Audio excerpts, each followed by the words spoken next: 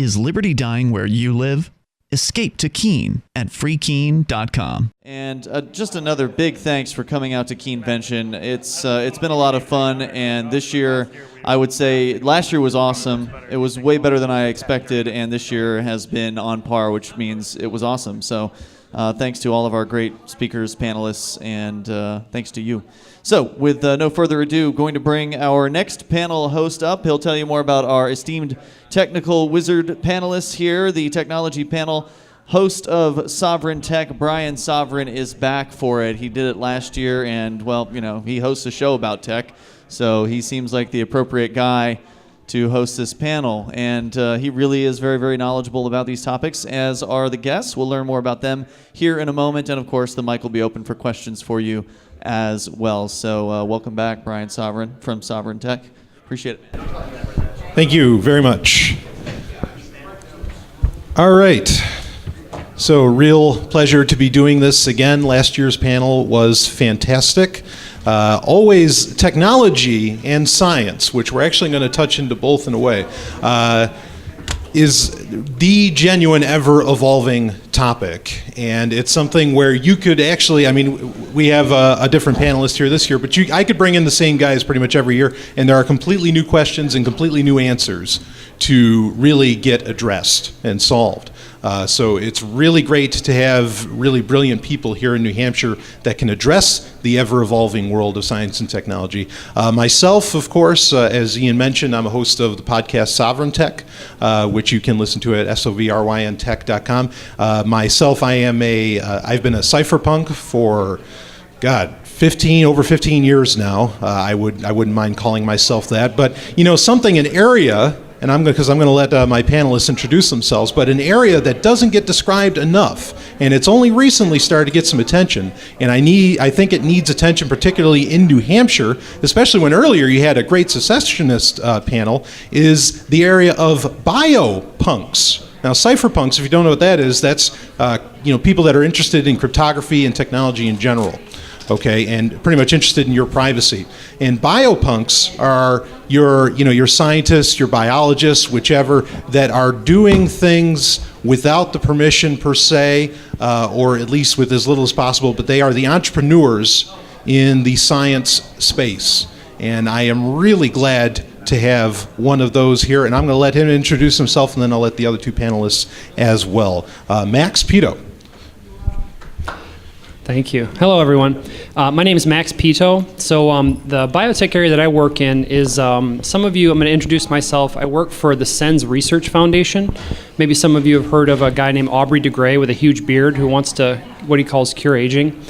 So I work in longevity science. Basically, the projects that I work in try and figure out what goes wrong with us as we get older on a molecular level, and then trying to figure out exactly how to fix those things that go wrong as we get older. So I have a number of projects that I work on that are all related to that topic, longevity research.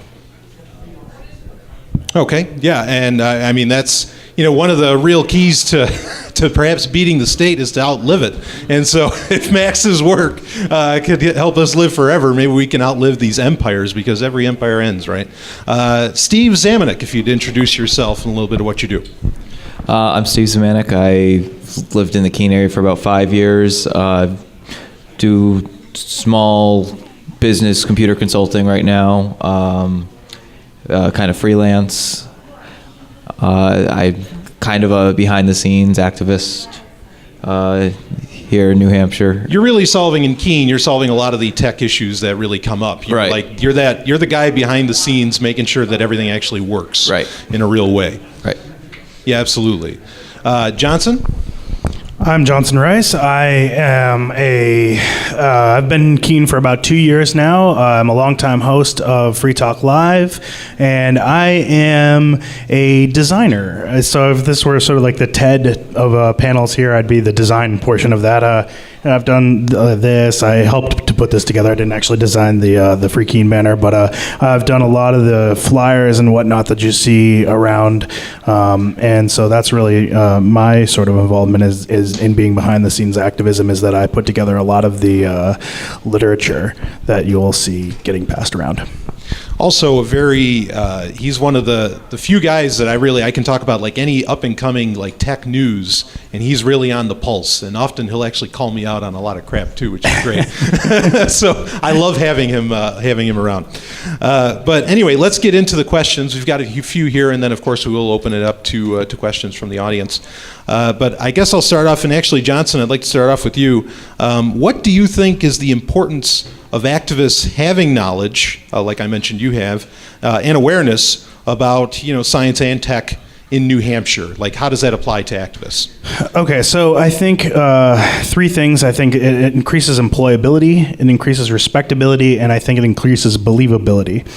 Especially a background in science and getting at least basic science literacy, I think it helps with an inoculation against believing in random conspiracy theories. Yeah. And I think that's something that runs rampant in the liberty movement in general. Just among these particular circles, there are a lot of people who are predisposed to questioning things and question everything to the point of where they think that this must be what's going on because they don't have an understanding of what's going on. I actually printed out for this the scientific method, which I don't think that a lot of people who have don't even have a basic understanding of science understand what the scientific method is, because they only get through the first half of it. And I think the first half of the scientific method is essentially what makes people into a conspiracy theorist, which is it is ask a question, do background research, and construct a hypothesis. And I think most people stop there. And they just are hypothesizing and just throwing random wild accusations out there. The last part of the scientific method is to test your hypothesis by doing an experiment, to analyze your data and draw a conclusion, and then to communicate your results and to start over again, and to continue going through that process over and over and over again to try and solidify your information. And I think you want to falsify your claims. Yes. Yeah. And I don't think that a lot of people get that far. Yeah, no, I agree. And actually, one of the points of I mentioned biopunks earlier. One of the things they say is that people need to have scientific literacy, not just understanding of what's going on, but literacy, meaning that you can practice it. Did you have more on that, Johnson, or is that? No, I think that pretty much covers it. I just think that people need to get their facts straight and to really not just get to that hypothesis part and really take it the step further. I think what it is it's essentially. I think that people who are into conspiracy theories are essentially doing lazy science. They get halfway through and just stop and think that their guess and their hypothesis that they've come up with is acceptable without really doing anything or looking up anybody who has gone in and done actual testing and actual getting results and actually working with, I've got 9/11 going through my head because that's something that the average layperson couldn't go and test. I mean, you're not going to be able to go and build a skyscraper and test it. But if you really do research and look at the people who are doing tests, then you start to get a real background information, and you're not just coming up with guesses. Yeah, no, I think that's a great leeway to talk to Max, but I want to point out in particular, you did a great episode of Free Talk Live, because you will guest co-host on that often enough, where you're talking about this black snow conspiracy. Right. and people, and this is the thing with the internet, it's a blessing and a curse. Because this information hits you so fast that if you're not willing to go with the scientific method, if you're not willing to go with falsifying your beliefs and claims, you will really, you'll believe what you're reading before anybody even says anything. I mean, and tons of people were saying, oh yeah, look, this black snow is burning. Just to spell out what the background is that. What happened? It was like a really early snow in the south or something?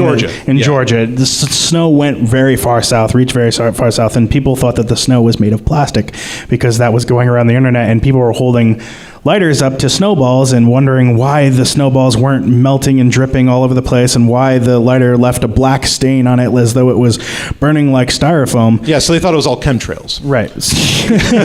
that whatever they're spraying in the air was making the snow, because they didn't know that when you burn butane, it leaves residue, and they didn't know that capillary action in a snowball, when you have lots of small particles of ice, are going to wick water into the rest of the snowball. Right.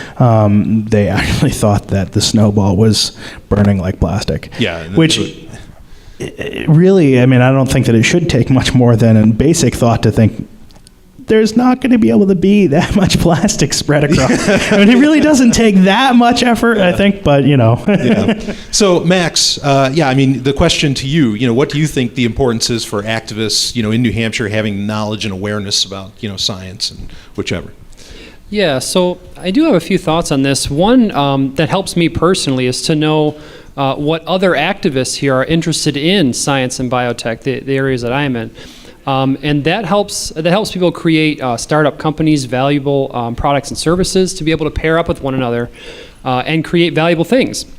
And that does a lot of good for the local economy to increase people's ability to basically take care of themselves, to be self-responsible, and to trade with others.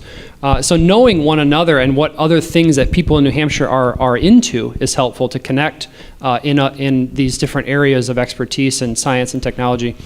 One other important aspect of knowing about science and tech in New Hampshire is that because a lot of these things are so high tech, they tend to be incredibly valuable. So if you're looking for kinds of work that might be able to pay a lot of money or to be able to create a lot of value, a lot of times these high tech things are very valuable. So I think that's good to consider too. Yeah, absolutely. Steve, do you have any thoughts on the importance of tech knowledge for activists? Is it just to maybe give you a break so that you don't have to constantly be firemanning the network? My answer to this, I think, was kind of going to lead into our next question. Sure, a little bit, actually. I was going to share a story. When I first moved to Keene, I was doing some Drupal development work, and I like to go to tech type gatherings, and I started a 2600 meeting here in Keene, which is the first Friday of every month. We meet at 7 o'clock at Local Burger and just have some burgers and talk tech. 2600 is the Hacker Quarterly. It's a very popular magazine, and a lot of communities have kind of built around it. It's a great publication if anyone wants to. Yeah, in the back of the magazine, the back cover, I think it is, they have a listing of meetings all over the world. So if you want to start one in your area, they ask you to try to get a group before you just write them. So we had a group, so we wrote them and said we're having a meeting every on 7 o'clock at Local Burger, and it's kind of a funny story. The reason why it's the first Friday of every month, it's the first Friday of the month all over the world. So part of it had to do with some government harassment that one of the meetings experienced. So they decided, well, if we have the meetings all over the world at the same time, they can't be everywhere. Pretty clever. So you were doing some Drupal development, right? So when I first moved to New Hampshire, and I knew there was a Drupal users group in Manchester, and I knew nothing about it. And I thought, so I'm going to go check out this Drupal meetup group and meet some people that I don't know.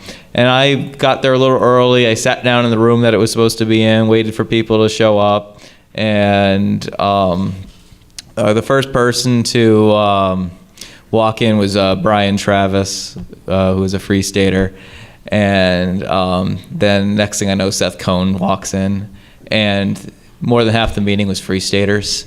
And I wasn't even expecting a single one to be a free stater. I just didn't know anything about it. I was like, Drupal users group, I'll go show up to that. And it's kind of funny how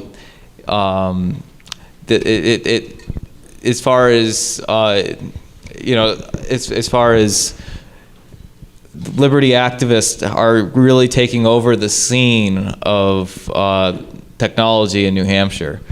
And part of that is, Drupal is relative to web development. Right. And part of that is, and actually it seems like a lot of free staters are people in the tech field, and that's because that can be seemingly done from anywhere. As long as you've got an internet connection, you can do this sort of thing. And so you see that as very relevant to even having a good job in that so that you can be a part of the community, even come here. Would that be accurate, Steve? I think that's accurate. The other thing is it might be one of those things where a lot of people found out about the Free State Project and found libertarianism or whatever through the internet. Sure. So the people who are going to be on the computer the most are probably the IT people. So they're most likely to come to the ideas or find out about the Free State Project because they're spending too much time on the web browser. And yeah, it's interesting. It's a wonder if it's a cause and effect, because a lot of Silicon Valley, a lot of tech people do seem to be, honestly, anarchists of different flavors and colors, certainly. But what brings one to the other, which chicken or egg, who knows? But yeah, it is interesting how people, certainly can meet up, much like they were talking about the Bitcoin meetups earlier, the same effect. And I think that is a good lead up to question number 2, which is what is the potential, for tech and biotech, science startups, software companies, game companies, whatever, in New Hampshire? Steve, actually, why don't I start with you? Do you have any other comment on that? On what is the potential? Or is that your previous story? I think my previous story kind of covered it for now. I'll let Johnson go. I think he's got a bunch of stuff on this one. So I did some research to answer this question. You use the scientific method? Sure. Part of it. So, yeah. So, according to the Boston Globe, New Hampshire was ranked 9th in the country in tech employment in 2012. The average asking price for office space around Manchester is about $11 per square foot. However, in Kendall Square in Cambridge, Massachusetts, it hovers around $50 per square foot. So obviously there's a huge cost advantage to New Hampshire in terms of tech companies starting up here. So there's no sales tax. The personal tax burden is among the lowest in the country, according to the Tax Foundation. It's a nonprofit in DC. They did some research into that. And, there's very large companies. So there's some companies here like Digital Equipment Corporation, EqualLogic, which was a data storage company that Dell bought, was here. Softdesk Incorporated out of Henniker. They were sold to Autodesk, which is, they're a 3D AutoCAD kind of company. And Dean Kamen. In Manchester. Yeah, Segway. This is the guy that invented the Segway, along with a whole slew of incredible technologies that are even still just coming out. So, there are a lot of tech companies and a lot of tech opportunities in New Hampshire, and there should be more. And the other thing that I did to research this question is I went and I looked at the Business Inc. Top 5,000 companies in the United States and filtered it down to New Hampshire. And I was looking at the different companies that are on, that are the top, either 3-year growth or top revenue in New Hampshire. And of those companies that made the Inc. Top 5,000, 61% of them are tech companies. That's amazing. Okay. Yeah, and certainly with Massachusetts, just across the border, very short drive is, iRobot, a whole slew of tech companies that are, a stone's throw away from just crossing the border. And in fact, this isn't a tech company, but in Nashua, the Massachusetts town just outside of Nashua had a Trader Joe's. That Trader Joe's closed down a year or two ago and just moved a mile down the street just to be in New Hampshire. So so there's a lot of advantages, and companies are already doing it, tech or not.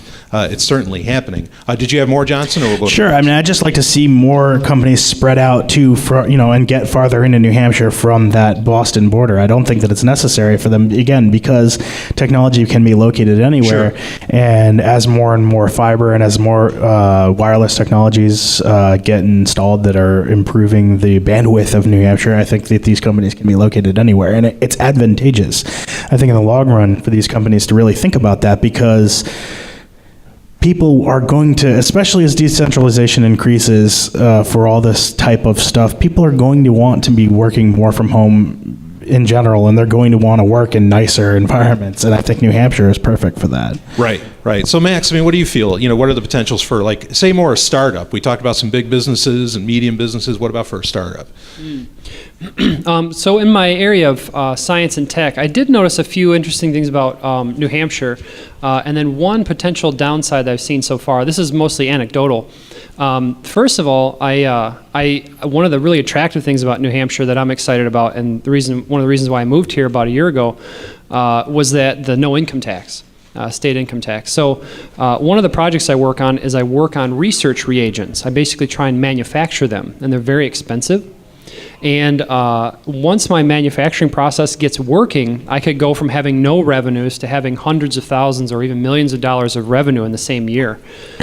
I was previously working on the same project in California, where I want to say the top income tax bracket, just for the state income tax, is around 13%. And that's on top of federal income taxes. So New Hampshire was really attractive for me to kind of incubate my biotech business here, my manufacturing business. And when I do, if and when I do get that manufacturing process completed and I start selling products, then I'm already located and as a resident in a no income tax state. So that's great. Another anecdotal thing about science and tech that I thought was pretty nice about New Hampshire that I've experienced so far was that when I was looking around New Hampshire, I visited Nashua, I visited Manchester, Keene, Lebanon. Something I noticed that was really attractive to me is that a lot of the zoning boards in these cities are actually really laid back. And the reason why I mentioned the zoning boards is that there's some biotech that can be very dangerous. That some people like work with like deadly viruses and terrible chemicals and things like that. So you have to be careful how you treat those.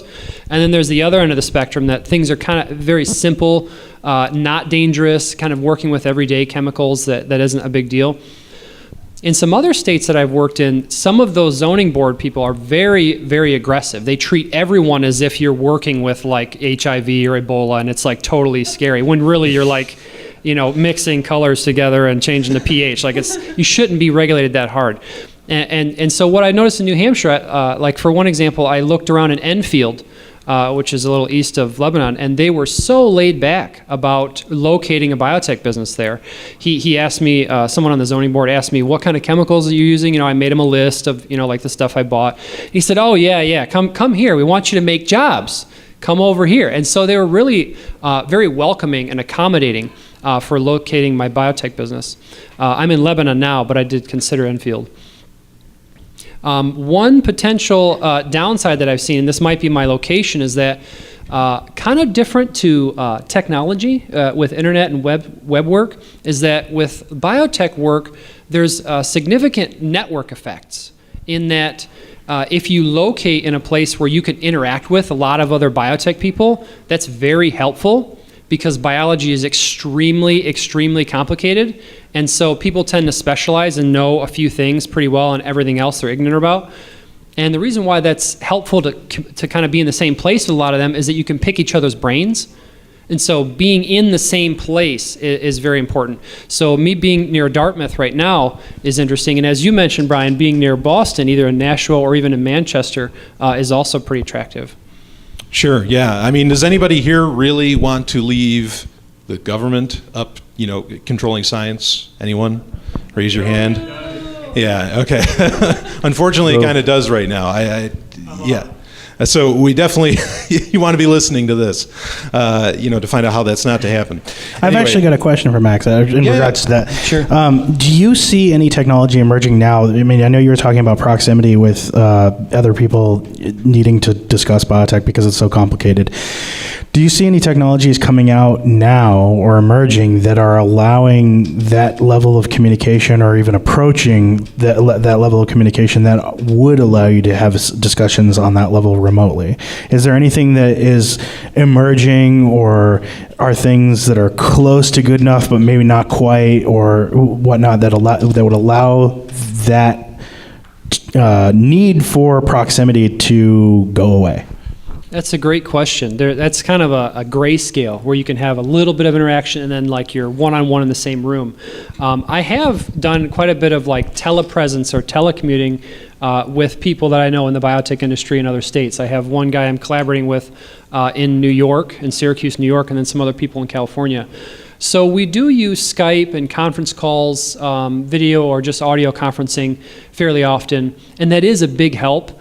I don't know if there's any other technology that could kind of enhance the bandwidth like that. I've heard of something like a virtual telepresence where you might leave a Skype video chat window open right in your lab. So as you're sitting working, you have a computer in front of you with the video of another lab that's 2,000 miles away, and you guys can almost hang out and share ideas. From my experience, a lot of kind of serendipity comes from hanging out in the same room, Right. staring at data going, what the hell does this mean? And then someone else chimes in and says, oh, what about that? So increasing that bandwidth would definitely be valuable, I think. Yeah, there's at least at the moment, there's no real, at least inexpensive replacement for having like a community to like right in the same room, like you said, the serendipity to come together with. This question more to Steve and Johnson. As it relates to activism, do you feel that looking into, and we'll talk about some technology solutions later on, but are there any older technologies, something like not a smartphone or even not even a computer that you think would be important for New Hampshire activists to use, to consider, or are these things pretty much gone by the wayside? Could I go back just a question? Yeah. I think New Hampshire's a very good state for startups. As Max said, the regulations were pretty laid back. And if you look at one of the things I was looking up before I came here is best states for startups and getting all these top 10 lists and top or state rankings 1 through 50. And one thing I noticed is New Hampshire was actually all over the map on a lot of these top 10 lists and stuff. These sometimes it was ranked pretty poorly, in fact. But if you actually looked into what they were using to rank these, a lot of times is how much money is the government going to give me type of things to rank, and things that really don't have anything to do with this, the state. Either geographically or government. It doesn't have anything to do with the advantages. It has nothing to do with the advantages.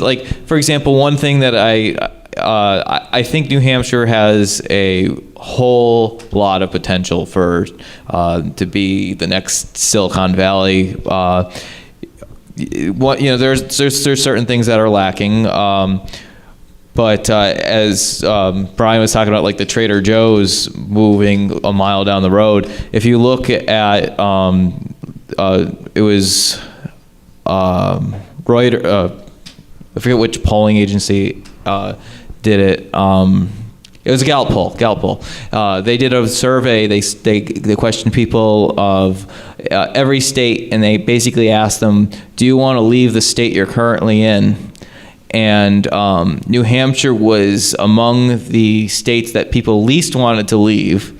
And if you look at states that have big tech startups and stuff like Massachusetts around the Boston area, or you look in California and stuff, they were ranked very poorly. People want to leave those places. So if you want to have a tech startup, especially with so many free staters who want to move there, I don't think it's hard to recruit people. Hey, move to New Hampshire. I know people who work at tech companies in Massachusetts, and all the employees there are like, yeah, let's move the company to New Hampshire.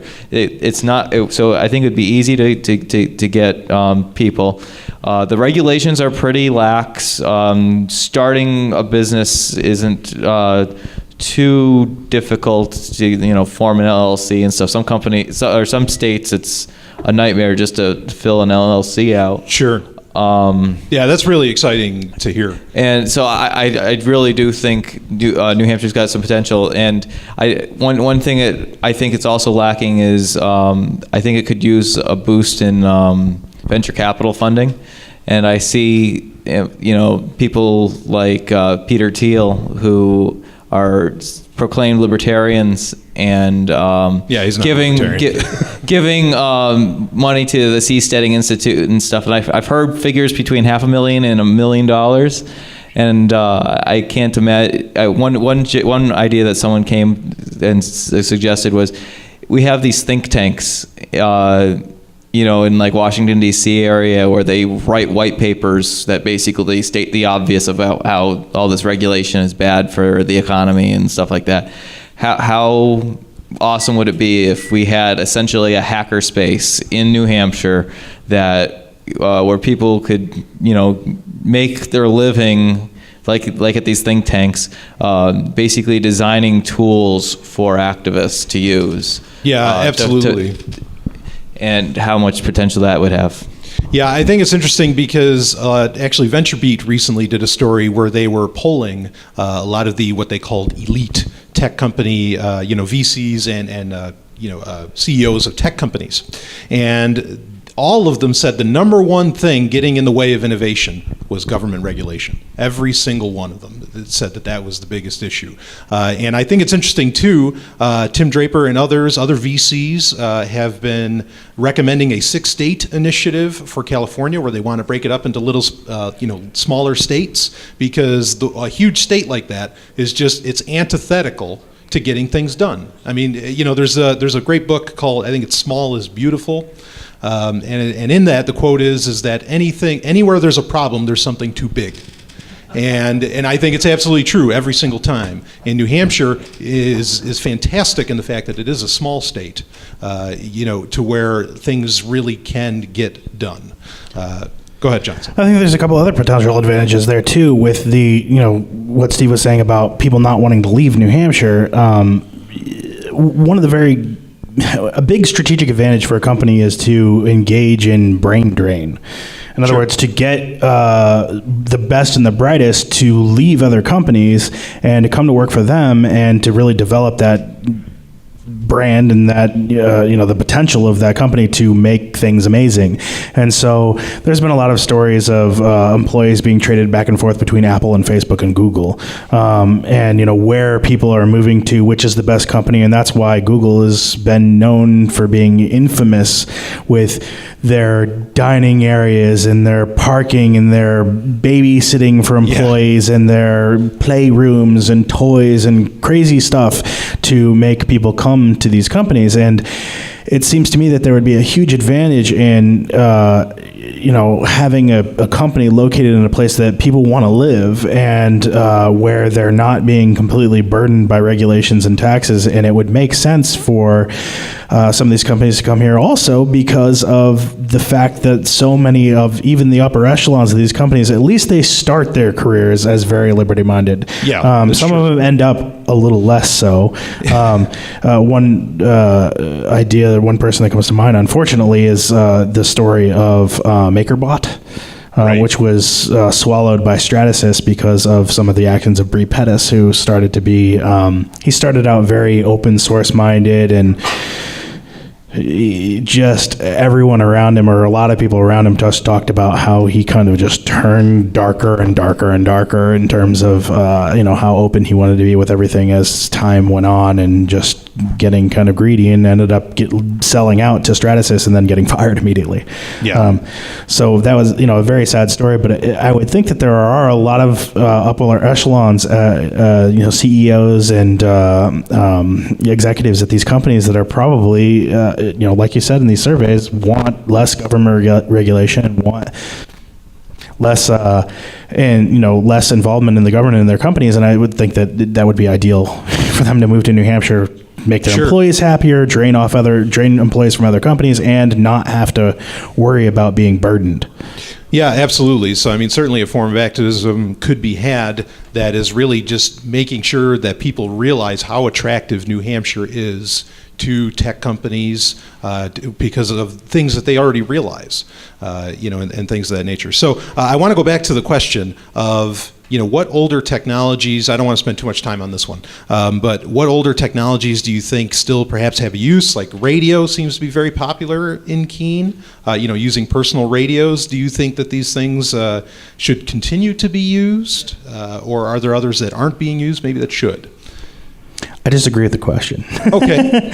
So the way you worded the question when you, because I could ask for the questions in advance, so I could prepare, is the way you said is that, you said, how do you, as it relates to activism, do you feel that looking into older technology, using radio more as compared to smartphones, is an important thing for New Hampshire activists to consider? And I sort of respond to this with, well, no. I don't think that the Baofeng radios that we use here in Keene especially are older technology. They're not. And I don't think that radio is an older technology either, any more than electricity is. Sure, it's fair. So I don't think that just because a technology has been around or known about for a longer period of time makes it older, but I think that the best tool for the job is whatever technology suits that need. And for example, with radios, using that example, I think many times they're far superior to cell phones because with the texts and the calls and cell phones, people are getting inundated.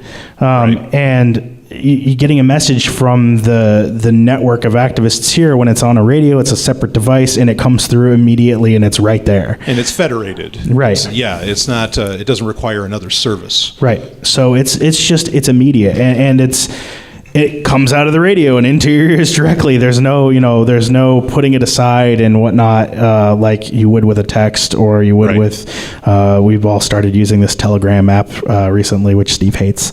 We can talk about that later. Broken. Yeah, we can talk about that later. But so some of those things, though, they can easily be ignored, because it's like, okay, I've got an alert from Telegram that comes in with 50 other alerts from Facebook, email, Twitter, wherever, and so that just gets lost in the. There's something to be said for focus, and there's something to be said also for a technology that does one thing and one thing really freaking well, And I definitely, I think a lot of tech in general, the ethereal idea of tech is actually going in that direction. Apps are getting more specific, and so maybe we're kind of going back to that. But Steve, beyond Telegram, do you have any thoughts on what I labeled as older tech? That like radios, do they have the use? I was a ham radio operator, and I know that in natural disasters, the cell phone networks go down. The landlines are certainly down. Everything's down. There's no electricity. And one thing that the ham radio community is really good at is they're preppers. They have, a lot of them have generators, they have batteries, they have portable antennas they can bring with them. And when disaster strikes, ham radio operators are always there. And I look back to like the uprising in places like Egypt and stuff, where what did the government do during the uprisings? They jammed the cell phone networks. They turned off the cell phone networks. They turned off the internet connections. They cut the fiber lines. They did everything to shut people up. And even when they say now, like, well, they used Facebook and Twitter for Arab Spring and all that, now Twitter is everybody's playing ball with governments in deleting tweets, deleting posts, and all this stuff. So that's not as reliable as what you're discussing. Right. When it comes to any software or anything like that, I'm always skeptical when you're relying on somebody else. If you're relying on someone else's server, you're relying on someone else's internet connection. It's a potential problem. Central point of failure. Right. And I do agree with the radios. I mean, for one thing, is if I'm somewhere and I'm trying to film something, when I'm using my camera phone to videotape it, I might not be able to see a text or answer a text that's coming in. But the radio, because it's a secondary device, sometimes having separate discrete devices is better than these all-in-one things. That's really convenient. And I agree with the Facebook and too many notifications, because I don't have anything on my phone but text messages. If you want to get in contact with me, send me a text message or call me, because it's funny, because I'll be at an event and somebody will ask me if I'm there, like so-and-so at the event we're at, and I'll get home and I'll see it on Facebook, and I'm like, they were there, I was there, but I don't have Facebook messages sent to my phone. Sorry. Right. Yeah. No, I think those are great points to bring up. Really solid. So could the government, jam the cell phone systems and stuff like that if something goes wrong, and or wrong for them at least? Yes, they're probably going to do it. So I think these $30 bow things, if you wanted to, you could transmit on any frequency you want within a pretty wide range, and it would be very difficult for them to jam all of those frequencies because you could change it to something very close to what themselves. Yeah, if you changed it a couple kilohertz away from the frequencies they're using, they're not going to be able to jam themselves, right? Yeah, no, great points to bring up. I do want to address quickly, I think a lot of people have recently heard about how Android 5.0 and how iOS devices, how they are blocking, access from the police. Like the police can't, it's encrypted, and so the police, they can't access your device. This has been kind of a popular topic going around, but it's been proven that it's not so. There may be certain aspects of the device that can't be cracked, that the encryption cannot be cracked. But there was a Jason, some guy with a long, silly Jewish name.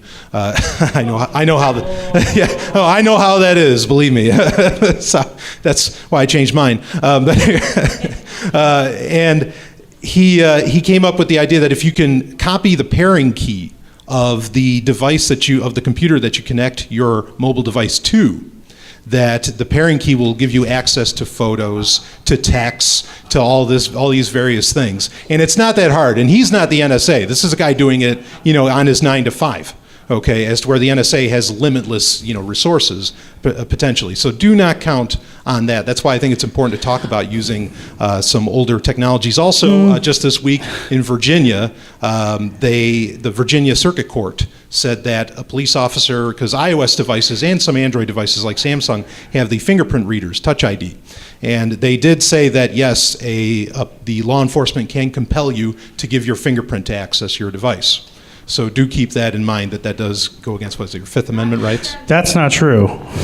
I don't know where you heard that from, but I've been reading about that for a while too. And it was just 2 days ago. They can't compel. There was a federal court case. There was a Supreme Court case that said that they cannot compel you to unlock your phone. Maybe they can compel you to give your fingerprint, and then they can somehow. That's it. It's your fingerprint that they can compel. But they would have to. They would have to hack it. Can't. They would have to photocopy your fingerprint and make it into a thing, and then press it to the phone themselves. They can't compel you to press your finger to the phone. Well, yeah. They do it to. They take your fingerprints when they arrest you anyway. Right. So and if people refuse to get fingerprinted, they're like, oh, they're refusing the process. Blah blah blah blah blah. But I was going to say, it's a big deal. So they already do compel you to give your fingerprints. Yeah. Now it's a new case. The Virginia Circuit Court said that yes, the police officer can tell you to give your fingerprint on your device. And fingerprint readers have been fooled by gummy bears for the longest time. Or women's nipples. It's true. No, really. You could put it up to your nipple and it'll mimic the Touch ID. Anyway, go ahead. Sorry. I'm not saying how I know that. I was going to say, though, that at least it's a step in the right direction with this encryption, though, because I agree. While you can seize, there's a raid, and in the raid they seize a computer and a phone, then they can unlock the phone. If that ID is required from the computer, the pairing ID, that negates all the roadside devices that they had before, which is where they could just take your phone and hook it up to a device and copy the entire device and have access to it, which is what they had before. They could crack the phones almost instantly on the side of the road. Yeah. That's gone. Yeah. That's major. Right. No, and this is still great for, against other bad actors. I mean, no doubt. This is a step in the right direction. You're certainly right on with that. Before I get to the next question I have is for Max specifically. Before I do that, we did have another panelist we were going to have here, and he was going to talk about game development, as in video games, but he is not here. But I actually am developing completely on my own, one-man show, a video game, and so I just want to touch on that very briefly. And my company is Zomia Offline Games, and you can go to zomiaofflinegames.com to find. The website's nothing serious right now, but in any case, this is something actually yesterday that Chris Cantwell mentioned, an area that activism is not addressing, which is fiction. People getting into fiction. And video game development is just another way of doing great storytelling. And I think this is something that a lot of people, there's great software out there, RPG Maker, there's a whole slew out there, where anybody, you don't have to have any programming knowledge, okay, and you could program a game and just tell a great story. An interactive one at that, with voluntarist ideals or whichever. And I think that's an area not a lot of people are exploring. I'm happy to be doing it, but I'd love to see a whole lot more. And it's a great way to honestly make some money while you're at it. Okay, I mean, because it's inexpensive for you to develop. It just takes your time and the cost of the software, which often is not expensive either. And then it's pretty much pure profit. And if you sold it for Bitcoin, I mean, who's to know, how much you were making from doing it. So anyway, but I want to get to the next question, and this is for Max. What do you feel is the importance of, science, biohacking, biotech in regards to achieving more freedom in our lifetime? Because that's really the goal of activism, is to get more freedom in our lives, right? And so what do you think is the importance of those areas specifically for this, because you are really knee deep in this? Yeah, that's a great question. I gave this some thought, and so the area that I work in medical science and medical research is very tightly linked to freedom, or the lack thereof. And what I'm referring to is the things like the FDA and how drugs that are used for medical interventions are regulated and how they're approved for use. And that's a very big issue right now. There were some studies that came out fairly recently that kind of concluded something about this FDA and medical intervention approval process.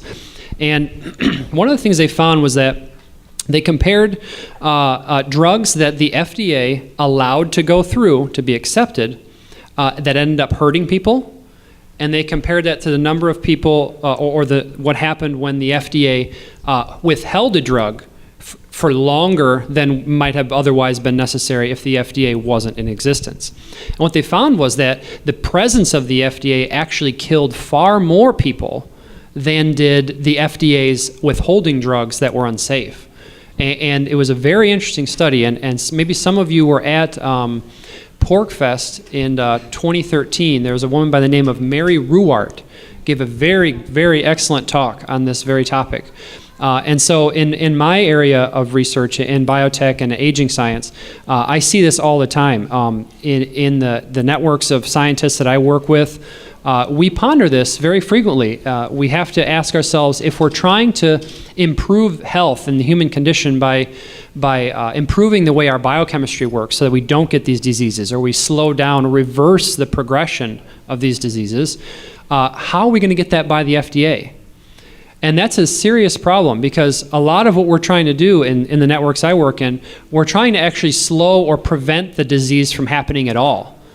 So let's say some of you in the room right now might have some cholesterol in your arteries, and I may want to give you a drug that keeps that cholesterol from building up. But that's not a disease. Cholesterol in your arteries is not a disease. Everyone has cholesterol in their arteries from like being a baby and then all the way through your life. So until you have a heart attack, I can't actually treat you. But I don't want to treat you after you have a heart attack. I want to prevent you from having the heart attack in the first place.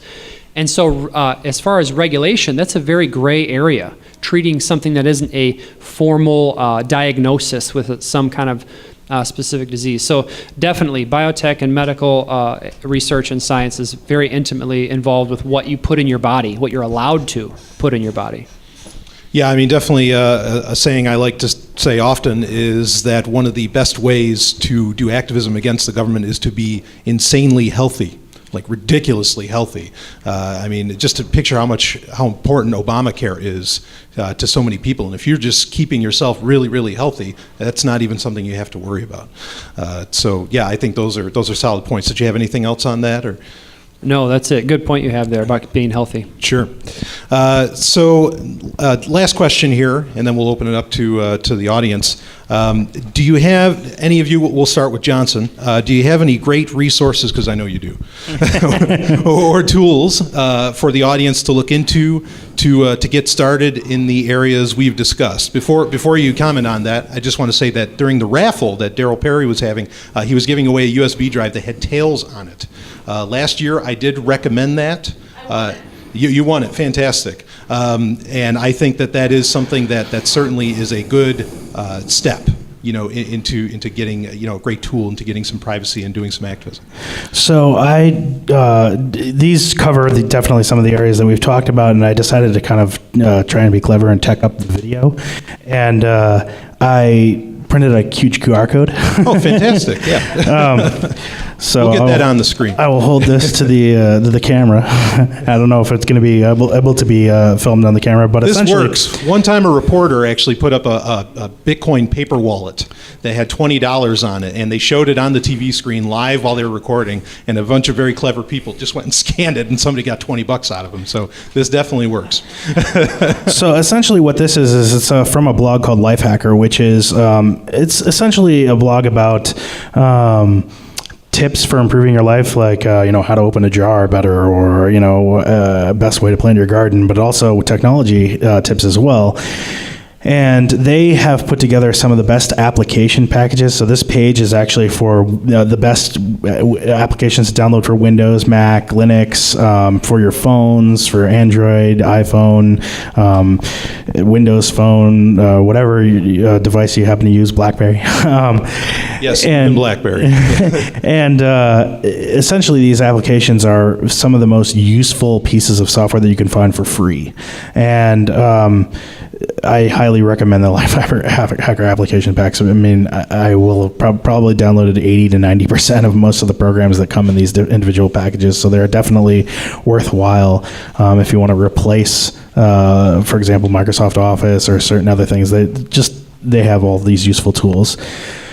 A couple other things I want to mention is, again, from Lifehacker, if you have to Google this one, though, Lifehacker Night School. If you want to learn how to teach yourself to do something at all that's technology involved, if you want to learn how to write music with your computer or do music production or audio production, or if you want to do video production, or if you want to learn how to take apart and build a computer, if you want to learn how to do any number of topics, Lifehacker has these series that they put together called Lifehacker Night School, and they are very good. Each individual course that they put together is completely free and extremely impressive. So I would definitely recommend checking those out if there is anything in particular that you're looking to learn. Again, and on that, Khan Academy on YouTube, KAHN, Khan Academy is basically if you want to get a master's degree and you don't want to pay for college, just go watch all the Khan Academy videos for the subject that you want to learn. And then the last one I have to mention is codeacademy.com. So if you want to learn a program, that would be a really good, again, free resource place to go that you can learn to program. Awesome. If you want to start lining up, if you have questions, there's the microphone over here. Wait, I'm sorry. I'm getting corrected here. That's all right. I said... It's Code Academy. There's no A in the middle. Really? I just went there like right before today. I thought it was Code. I believe it's Code Academy. Yeah, codeacademy.com. All right. Steve, do you have any great tools or resources? What I was going to suggest, and unfortunately I forgot the exact URL, but the state of New Hampshire actually does have quite a bit of information, like in business development and stuff, and they have a website where you can go and they have a comparison to absolutely every state in the country, where it'll compare, here's the sales tax, comparing California or wherever to New Hampshire, and it even goes down to like how much unemployment taxes are going to, or unemployment insurance is going to cost you and stuff like that. They even have like, what's a gallon of milk cost in New Hampshire compared to Vermont or compared to California. It's like 20 sheets of paper, like 10-point font, just a line-by-line comparison of numbers. It's and a bunch of other stuff, but it's pretty interesting. And I do think if you're thinking about starting a startup, and you're a liberty-minded person, I think you should attend PorcFest. You might want to move your business to PorcFest or to New Hampshire. Yeah, one visit to PorcFest and everything changes for everybody. If you haven't visited PorcFest, you haven't been there. You haven't been there. Yeah, great points. Max. Yeah, I have, there's a lot of resources I could point somebody to. I'm going to narrow them down just a little bit. The company I've worked for about 4 years now is called SENS Research Foundation. So they fund quite a bit of research in this area of aging research. You can find them at SENS.org. Another one, I like Brian's advice of staying as healthy as possible. Biology is awful complicated. One company that's really good and very honest with their assessment of the science literature and giving suggestions on how to stay alive and not, get chronic diseases of aging is called Life Extension Foundation. That's LEF.org. From my studying the science literature, trying to figure out how to stay healthy myself, there are a handful of very valuable health hacks or biohacks you can do to kind of keep track of a couple blood parameters to make sure your biochemistry is working well. LEF does those tests. They sell supplements that are high purity and high quality. And then if you want to hear more from me, I have a website. It's called Long Life Labs. So it's longlifelabs.org. And there I kind of evaluate the science literature and kind of report on the best ways to keep yourself alive and healthy, give you updates on scientific medical research in my areas. And it's targeted to people who are not scientists. It's kind of to interpret it so you can use it for yourself to keep yourself alive and healthy. Yeah, fantastic. Definitely, Max, all three of these gentlemen are some of the smartest men I know, so you definitely want to keep tabs on what they're up to and what they provide for you, no doubt about it. So let's go ahead and let's get to the questions. We'll start off, Chris. Yep. Go for it. How you doing, guys? I was going to ask, what are your favorite things about the Android operating system, Johnson, but I'm going to skip that one. Johnson notoriously is having issues with Android. A couple things come up. We talk about attracting tech jobs and tech companies to New Hampshire. And to me, it's similar to what the FSP does. We're trying to attract people that are liberty-minded here. What can we do, or do you have any ideas about what we could do to attract those companies here outside of the usual state methods, which means I'm going to let you go for 10 years without paying any taxes, and we're going to do this and that? Are there some ideas around creating sort of a free business project thing, given the fact that so many of us are in IT or in tech, and what can we do to get outreach out there outside of the government channels? Yeah, I have something I can say to that. It's a great question. I've studied entrepreneurship quite a bit, and particularly in biotech entrepreneurship. And I like what Steve alluded to earlier about how I haven't become aware of very much venture capital that's here in New Hampshire and looking for ventures to invest in. Maybe there is some, and certainly there's a considerable amount in Boston. But in my experience, there's almost a chicken and the egg problem. You want to have, in order to attract more people who are technologists who can create jobs and create valuable enterprises, you also have to be able to give them the resources to do the research and development, to build the product, to market the product. But you also have to have the people to do it. So you have the technologists, and then you have the people who are funding the technologists, and they have to meet in the same place. So I don't know, I'm not aware of how dense the technologists are here in New Hampshire, but you might make it more dense and more of them if there is a very active venture community or venture capital community here in New Hampshire. And so I don't know if anyone can participate in that, or yourself, or there's crowdfunding. Right, there are projects that I've known that have become very popular and lucrative that have done things like Kickstarter to start a project like that. So something to keep in mind that everyone here can maybe participate in is this kind of small venture capital funding for crowdsourcing. Yeah, I think like a New Hampshire Kickstarter would actually, like a particularly New Hampshire-based Kickstarter is a fantastic idea. Steve or Johnson, do you have any thoughts? I think that New Hampshire is, because it's a desirable place to live, I think it's going to be a desirable place to start a business. And what I'm hoping to see is that people will want to move their businesses more and more, or at least, if not move their businesses, expand their businesses and open a branch office of whatever business it is. And, you know, it's if you're a small business owner in the Free State Project who's planning on moving, once the trigger the move happens, but you have a small business that's you don't want to move, that's very understandable. You have your roots set in the soil where you are, but it's kind of funny because it's not just the tech industry. With it, if you go to an event like PorcFest, you'll meet so many people. If you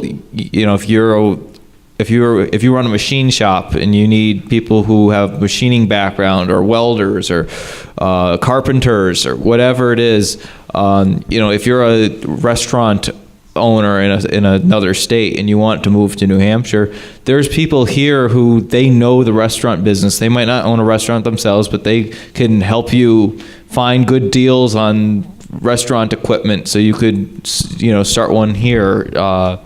there's a lot of resources if you're liberty-minded. Yeah, real strength of community, and like the option of satellite is and people want to see your business succeed here in New Hampshire. So reach out if you know, heck, talk to your employees. Maybe they're sick of being in Connecticut or Massachusetts or New York or New Jersey. Maybe they want to get out. You know, they might all be like, oh, let's all move right now. Yeah, or like Max was saying, how Enfield was just like open arms. Come on, please. Yes, we want you here. I definitely think it's an issue that needs to be addressed from multiple fronts. I think that activists for the Free State Project are already addressing one aspect of this by helping to approach and roll back anti-business regulations. So I think that's my microphone's coming out. I think that's a huge that to draw businesses in general. But I think that what also needs to happen is that just entrepreneurs in New Hampshire need to.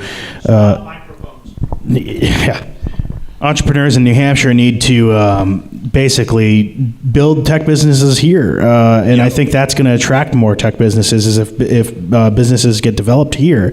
And I think along that line, along that point, whatever can be done, and again, I think this is sort of a government issue, is that the cost of education, obviously there's an education bubble right now. I think that bubble needs to pop and the cost of education needs to come down, and these, you know, ridiculous state school educations that are just, you know, hundreds of thousands of dollars, or, well, not hundreds of thousands, but at least tens of thousands, if not approaching 100,000 or more dollars for an education. New Hampshire it just needs to stop. Yeah, New Hampshire's really ahead of the curve legislatively about schooling, as to where there's like not really any restrictions, as I understand it.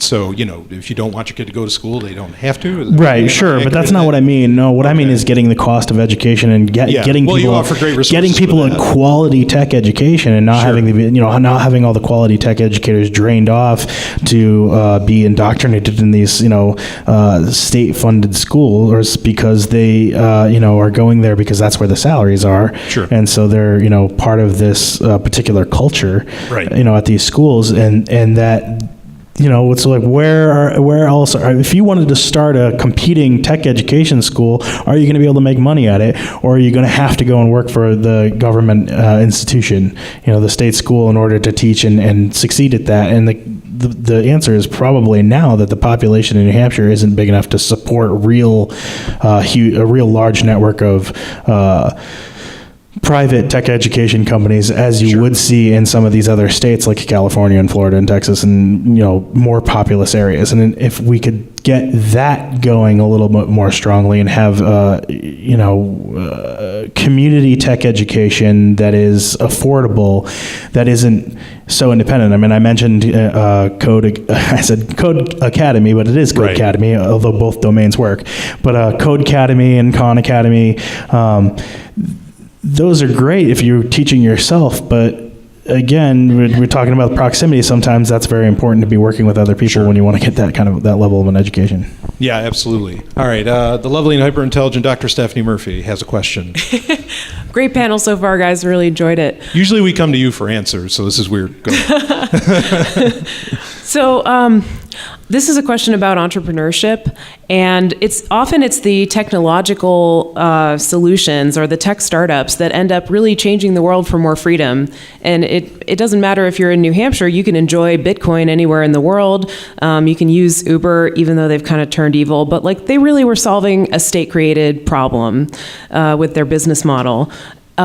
So if someone wants to start a startup business, or a tech startup in particular, do you think that those really world-changing ideas for freedom come out of like a purposeful desire to mix activism with their business? Or do you think that it's more effective to just focus on starting a business that's going to be profitable and then solve a problem, and hopefully it'll change the world for more freedom, and not mix the two? Anyone? That's a good and a very difficult question, I think. Yeah, good question. So the thoughts that your question inspired from me is that I think I've seen from studying the entrepreneurship literature and anecdotes is that both kinds of strategies end up working. Some people start out with a very purpose-driven wanting to change the system, and then they end up being successful. But other people kind of accidentally change the system and end up being really successful. This is not a lot of research supports what I'm about to say, but my kind of take or anecdote on this topic might be that I find that the most valuable things to be done also changes the system. Like I talked about medical interventions with aging diseases, and then something like cryptocurrencies and Bitcoin and things like that is really a kind of system changer. I tend to think that if you that these are going to be more and more prevalent, or the strategy that's going to be more prevalent is the one where you start out with a purpose. And I wonder if this might be because a lot of what I think of as easier problems have already been solved. And so there's a lot of hard, difficult stuff left over, like the way we organize these huge societies of billions of people, or how we trade and what kind of currency we use, or what I'm talking about, medical research for age-related diseases. And so I think because these answers to these problems are so valuable and they're so difficult, it's less likely that you'll kind of stumble upon them like, whoops, I just cured cancer. Gosh, I just meant to make a great yogurt. Like, how did that happen? Like you kind of have to set out to do it because it's really hard. But that's my own anecdotal take. Anyway, Steve, did you have something? Yeah, I do find it strange that New Hampshire isn't the Bitcoin capital of the world for Bitcoin startups, because they for example, when Overstock.com first accepted Bitcoin, per capita, New Hampshire had way more Bitcoin orders than any other state. And I do think that in a way, I think of the open source movement has changed the way we do computer technology. If you look at a company like Red Hat, it's open source software. They're making their money on making most of their money on support and custom programming and stuff like that. But Red Hat does make Red Hat Enterprise Linux and charge a subscription fee for it, but they're not hurting, even though they're giving away their software. And compared to Microsoft, which charges an arm and a leg for their operating system and software. And if you look at since Red Hat's IPO, last I checked, it significantly outperformed Microsoft, and at least at least at their stock price. CentOS is basically recompiled. CentOS is basically Red Hat Enterprise Linux that they recompile it and give it out for free. Hasn't hurt Red Hat any. It doesn't seem. Right. So it's not really liberty related, but I do kind of think that intellectual property is kind of a creation of the government. Yeah, it's not required to make a ton of money. And if you are an inventor, and you don't have an army of lawyers to back you up, you might as well not even file a patent. Sure. In many cases. Sure. Johnson, did you have any thoughts? So I find it an interesting question because I thought my first reaction, my instinct was to say, well, I think that you'd want to start a business first because then you're going to be able to have your financial funding and whatnot to be able to actually move forward with your goal. But then I neglected to mention this in my sort of about me, but I actually have two projects that I'm working on currently that normally when I do any of these speeches and when I'm on Free Talk Live, I never have anything to self-promote for years and years and years. Finally, I do. I'm starting and I'm working on, and you can find on Facebook, I'm Infinite Twilight Designs. So if you're looking for graphic design work, I do that there, and that's my sort of personal business. And I have no website for that yet. I haven't even gotten there. I started to work on it, and that that's the business aspect. You would think that would be the first place I'd go, but I've also started Shire Sharing Keene. And so now, within like a day or 2 days, I had Shire Sharing Keene up and ready to accept donations. So that's the one that was the activism one. And because I had the definition and purpose, and it wasn't so nebulous and what do I want to do with it, I got it up and did it right away. So I think it just comes down to where the passion is, and I think money tends to follow passion. So you want to have money to be able to move forward with your passion, but I think the passion is what creates the money. So if you follow that passion long enough, eventually, you want to hope that the money will come, unless your idea is really, really terrible. And even still, some people, you probably still shouldn't give up, even if your idea is terrible. Yeah, absolutely. Do we have time for one more question? And yeah, I do want to say quickly that certainly having a community like you do in New Hampshire allows you to follow your passions without judgment. And that is so key. Most people would, like myself, I'm developing a game, people would say that's insane, you're not going to do anything with that, you're just one person. Nope, everybody I've talked to in the Liberty community has been incredibly supportive of my venture. So, that's a wonderful thing to have built in. And another quick thing for startups, please do always consider, because I don't hear this enough, when you're trying, the key to a startup is, what problem am I solving? Please consider what problems you're going to create as well, okay? that gets missed in the equation. It's like, how many more problems are you going to create with what you're trying to solve? Not to say that you will, but consider that you might. So, last question. Hi. My name is Kristen. I signed the letter of intent 2 years ago with Carla Mora out of Boston. Well, now she's up here. But I've been looking around different areas of New Hampshire. I really do love Keene. I've been up here like a few times. And I know there's different areas of Keene. I mean of New Hampshire, like the Seacoast and Grafton. Now I love Grafton. I got a really nice tour from my friend Chris just a couple months ago, and I fell in love with this property. But it's just, I love it up there. It's so secluded and everything, but there's no business. There's nothing for me to do. No, I mean with friends and stuff would be good, but I'm talking about job employment. Like sure.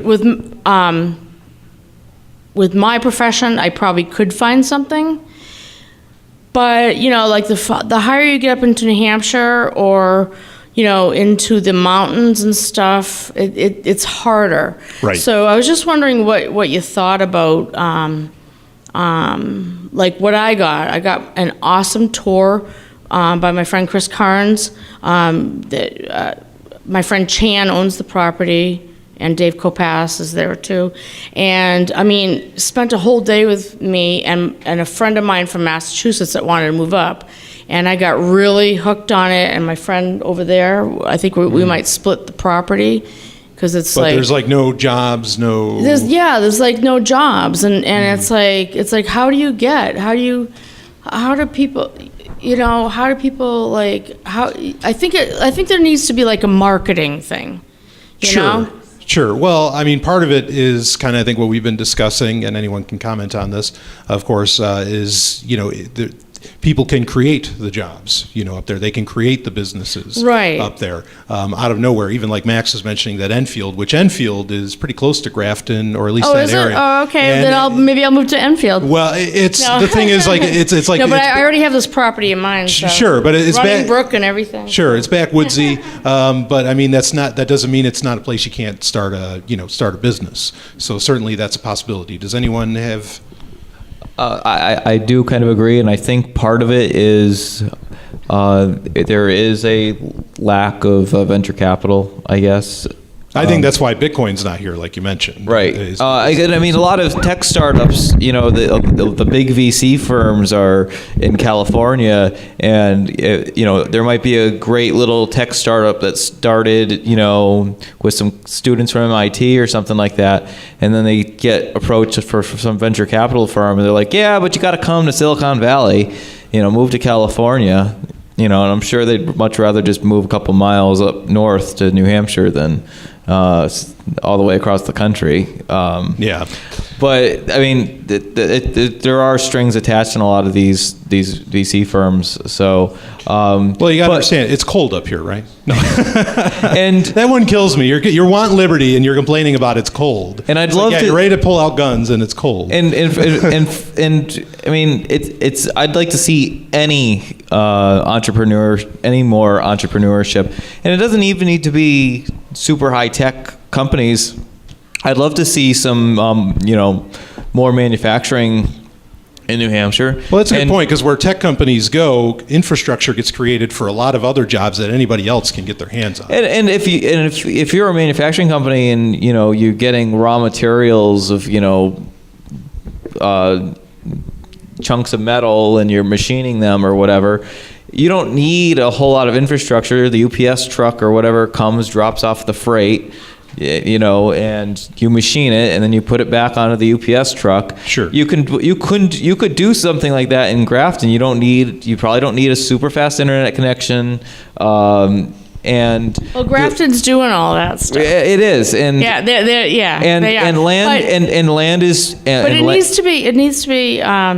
to be like, people need to know about these things, right? You know, and can the Free State Project or Free Keene, you know, talk about it and stuff, you know, because it's like, you need to know. I don't mean Grafton. I mean about the seacoast and everything.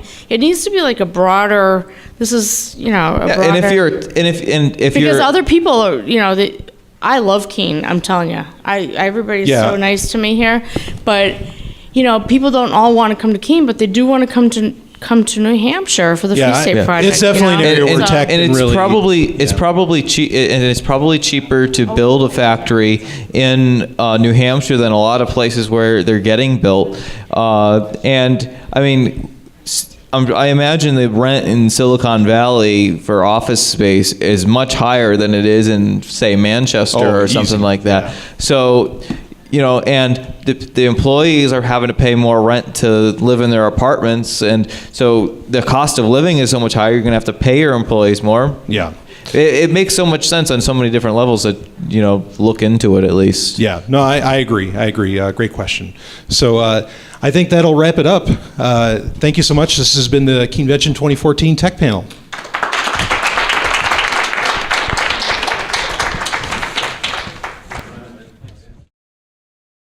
We'd like to invite you to visit freekeene.com. Freekeene.com features audio, video, and blogs chronicling the transition to a voluntary society. Freekeene.com also has comments and discussion forums so you can be heard. Freekeene.com. I should be in Keene, New Hampshire with the Free Staters.